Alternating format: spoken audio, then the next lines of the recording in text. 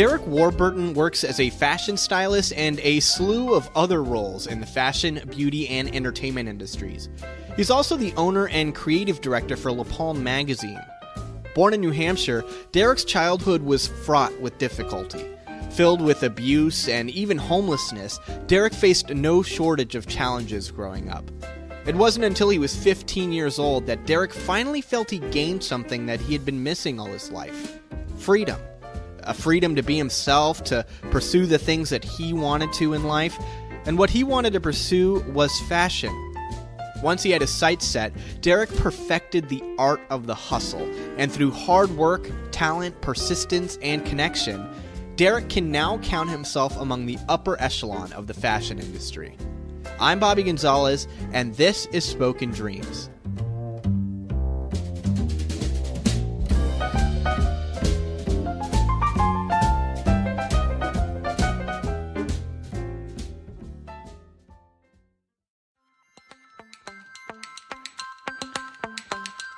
I'm Derek Warburton. I am a jack of all style / entertainment trades. I'm owner and creative director of LaPalm magazine. I have a fine jewelry line called Mr. Warburton. I am about to launch a brand new magazine called Mr. Warburton also. I'm a celebrity stylist. I do lots of television appearances. I have a creative consulting firm and do luxury consulting. And I am the style ambassador of the city of Los Angeles for the homeless and goodwill ambassador for Just a Drop, which is an international water organization. So, a little busy. A big part of my success has really been that I love to connect people. And so when you start connecting people, you're constantly connecting, and then you're getting connected back. And it just turns into this huge storm of helpfulness, artfulness, being able to put people together in personal situations, which also turns into business. And in the arts, your business is personal. The arts have become such an amazing outlet. It's just really cool to be able to do all of this and then meet all these intriguing, interesting people. And I think that's my best part of living in Hollywood. My childhood was really difficult, actually. It started out okay. And then it just kind of didn't go as planned. You know, when I was really young, I grew up in a very normal, middle-class home. And then family tragedies just came one after another, between my grandmother dying, my brother died when I was really young, my parents got a divorce, and there were so many mixed emotions within it. You know, it was a very conflicted time. And then by the time my parents got a divorce, it just went spiraling out of control. And my mother took a female lover, and we moved from New Hampshire to upstate New York. And that's when the real abuse started. It was a lot of mental abuse. And, you know, we had gone from this middle-class life, then all of a sudden we didn't have anything. And the struggle was real for the first real time in my life. And I became suicidal, and I just didn't know what to do, because the abuse at home with my mother's new partner, who was just mean. I wasn't allowed to really speak in the house. Because I knew what would happen. An example I always give that really kind of sets the tone for what my childhood turned into was that, you know, I wasn't allowed to speak at the dinner table. And when I finished, I had to clear my plate, put my head down, and then when everyone else was done, I would clear their plates, do the dishes, go to my room. And I didn't really leave my room for years until we were homeless. And there was no room to leave. And we lived in the woods. There was no sanitation. There was no water. Obviously no electricity. And I at least had my things until one day there was a forest fire. because my mother's partner was burning trash, and that took everything else.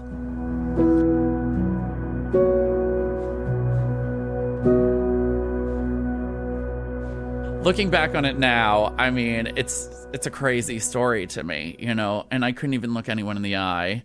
And I got blamed for the forest fire until the police and child services came and explained that it was actually my mother's partner who set the fire, that it was her fault. Finally, we moved and got into a real home. And then, oddly enough, it just got meaner. And I was like, oh my God, how could it get worse? And then it did. And then finally, I left at 15 and have not seen them since. So I ended up back in New Hampshire. I got on the plane and my mother was like, are you going to say goodbye? And I said, no. And that was that. The rebuild after I left Florida was interesting because I finally could break through and break free and become who I wanted to be. You know, that was always a big part of my Florida life, was that I just couldn't be who I wanted. I mean, I was in the ROTC as a teenager. And if you knew me now, you would know, oh, hell no, girl. No. But when I moved to New Hampshire, no one cared what I wanted to do. You know, I was a straight A student, so many people in my family weren't even everyone kind of left me alone. And I wanted money because I always wanted things. I was starting to really get into fashion and entertainment, and I lived and breathed magazines because they were the escape. I could escape doing that. And that's why I love the magazine business, because I love the world you can build from them, the experience, the branding you could do from them, and it's really unbelievable. And so, you know, I started concentrating on fashion because I was never allowed to. And then when I moved in with my parents, my stepmom and my dad, no one cared. They were too busy because they had a brand new baby. And they were more concerned about my general welfare. And so I could finally become who I wanted to be. And, you know, I worked full-time in high school. The minute I was allowed, boom, because it gave me freedom. And that's what's amazing about money. They always say money can't buy happiness. Well, it can buy freedom, honey. And that was the thing that I needed. I just wanted to be free and to be able to be who I was. I have a really big personality, and I could finally be me. And that's what I did. And I took a lot of for it because it was the early 90s in New Hampshire. And of course I was bullied, but at the end of the day, I didn't even care anymore because I could just be myself. And that was such a dream come true at that. Never mind, you know, what I've been able to build. Finally, when I graduated, I knew I had to go into fashion. I knew. And I was on that bus, literally, to New York City with $600, 2 suitcases full of clothes, and I had to move into the YMCA because there was no room for me at the Fashion Institute. I didn't know a soul. No connections, nothing. The one thing that I had going for me was that I was on a priority list to get into the housing because I had never been to a city before. And so I would go to school full-time, then I would work full-time. I had worked at the Limited, and then I had internships. It was a haul. So I was on that New York hustle. And then every fashion week, I would go and work for as many designers as I could, because New York is a place where you need to know as many people as possible, because your entire life is based around who you know. So it's really about connections, because that's how you get to go to parties and have a fun life and go out at night. And those were the club kid days. So I would go out late at night with Richie Rich and all the old club kids and just have a blast and live that life. And then there was a mistake at the school, and I lived there for the entire year, and they sent my financial aid package to the wrong state.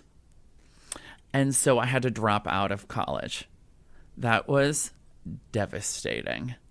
And I was so into being there and just being in New York, and I didn't know what to do. And so I was at the Limited doing all these internships, and they were like, why don't you go into a management program for us? And the best manager lived in Boston. So I moved to Boston, and that actually went well until I was sexually harassed by and discriminated against by the management because I was too gay. I was like too gay to work at the Limited. I mean, who has ever heard of that in their life?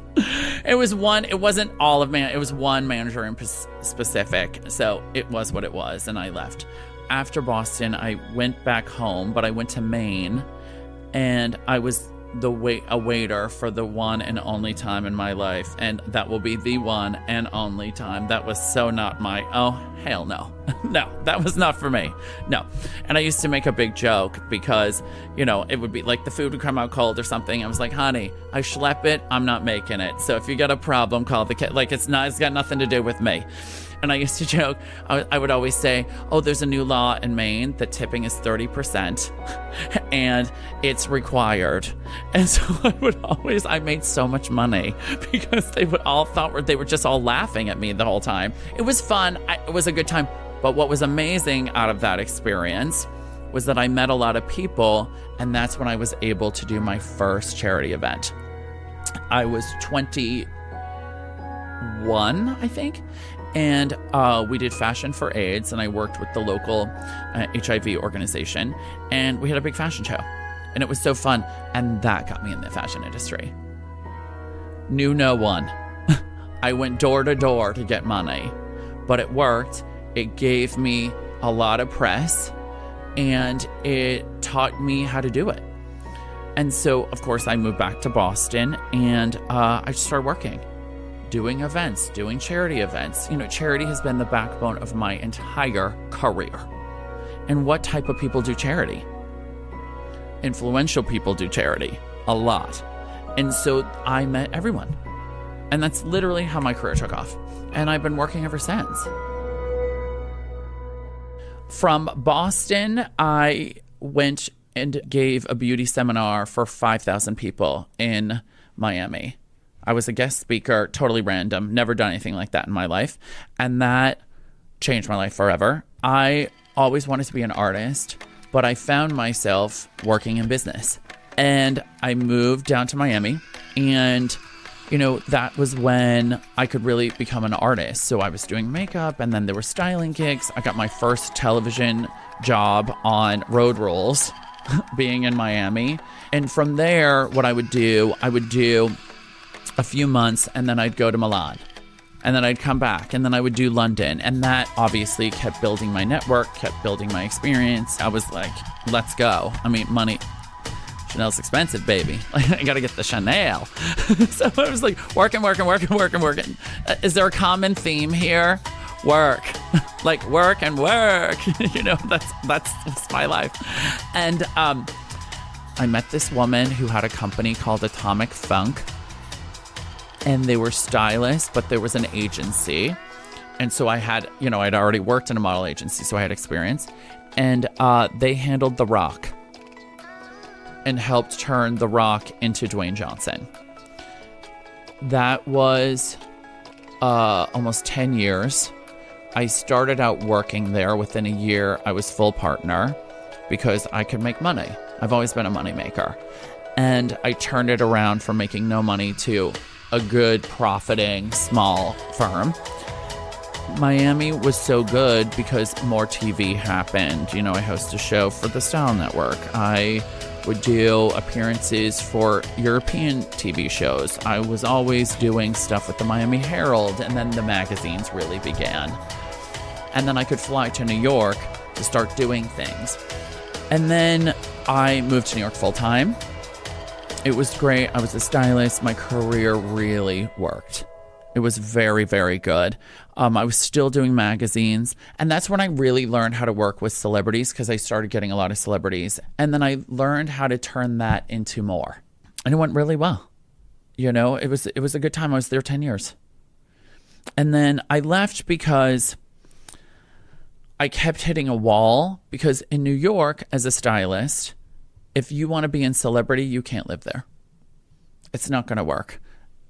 It works for a while, and then you hit a wall because there's no one in New York. And so Hollywood was just a natural progression. And when I came here, that was the real interesting part because, I had a great career in New York. I walked every carpet. I was in every magazine, every newspaper, on all the shows and whatnot. But I would go to meetings when I first got here, and they would say to me, "Oh, how's it going?" I'm like, "Oh, what do you mean?" And they're like, "Are you okay?" I'm like, "What do you mean?" And they're like, "Well, you're a star in New York, but no one cares about you at all here." And I was like, "Oh, okay." Wow. Gee, talk about making someone feel welcome, right? Funny enough, some of those people now I work with, and that was only a couple years ago. Working here in LA for me has been one of the best experiences in my life because I love my life. And what really worked for me, if you're a kid from nowhere, I always tell them, move to New York first. You will never learn anything until you really learn that hustle. And that has made me a success here in LA. LA is so much more laid back, but if you have that hustle experience, you can walk in here and make this happen. And then of course, my biggest thing is La Palm magazine, which I love doing. It was already going for 2 years, but it was a small Florida magazine. I got to know the original owner. His name is Kevin La Palm, great guy. And he was like, let's do a TV production company. And I said, frankly, distribution is more powerful. And I wanted distribution. I wanted something that people leave on their coffee tables. I was like, let's continue the magazine, but let's make it international. And let's really build this into something with a large celebrity component because that's my world. And it really started to build. I'm thrilled about it. I love it more and more every issue. I love getting videos of people at Barnes & Noble flipping through it and being like, oh, I love this magazine. You don't know what that means to me. And just the work and being able to put out a product that people can really enjoy. And it's entertainment. And it's such a blessing to be able to see that. As a child, having dreams as escapes because your childhood is really tough, to be able to make those a reality in your adult life is an unbelievable blessing and something I'll never forget because everything I've ever dreamed of is coming true. I wanted to walk red carpets. I wanted to go to fancy dinners. I wanted to travel the world. And now I literally just came back from Paris 2 weeks ago, where I was at Fashion Week, getting covered by Vogue and Esquire and all these things for my style. That was a dream as a kid. Do you see what I mean? And everyone asked me, they were like, oh my God, how is Paris? And I said, oh, I'm living my 20-year-old dreams. I am. It's unbelievable. And of course, I'm not even halfway to where I want to be still, but it doesn't mean I'm not enjoying the journey I'm on. Because I love my life. I'm so lucky. I have amazing friends. It's really lucky. Oh, and also, my parents, they're still very much in my life. My stepmom is, my best friend. My brother's my best friend. I'm really, really lucky. And so, owning a magazine goes right along with it. It's a dream come true. When I hold it in my hand, that's so cool. It's really amazing. I think my best advice for people that are struggling to live their dreams is that they have to make a decision. You have to 100% buy the dream. That's it. That is it. There's no other way. When you live your dreams and you know you need to figure everything out, you become more resourceful, you become smarter, you become a brand for people to buy because you can make things happen. And that's all people are buying.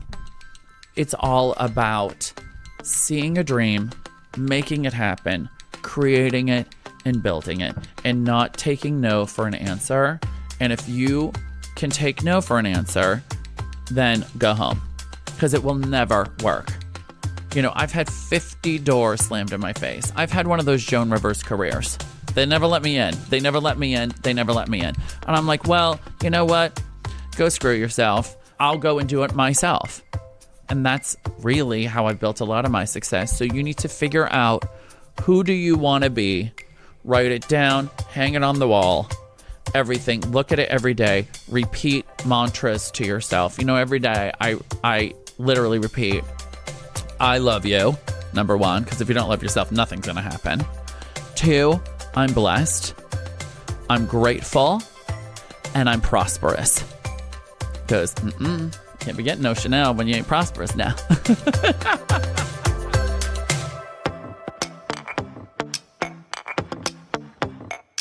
That was Derek Warburton. For more on him and this episode of the podcast, visit ktla.com/spokendreams. You can follow me on social media on Instagram @SoundsLikeBobby, and the podcast is on Instagram and Twitter @SpokenDreamsPod. Plus, there's a Spoken Dreams Facebook page. You can subscribe to the podcast wherever you get podcasts so you never miss an episode. It's always free, and subscribers always get new episodes first. New episodes drop every Monday, and we've got over 65 episodes in our archives you can listen to right now. Brand new episode next week, so thanks for listening, and until then, break a leg.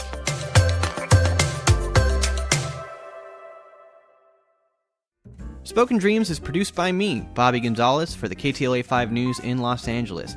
Executive producers are Olson Ebright and Jason Ball. And I'd love to hear from you. Tell me what you thought of this week's story, or even tell me your own story. You can shoot me an email at spokendreams@ktla.com.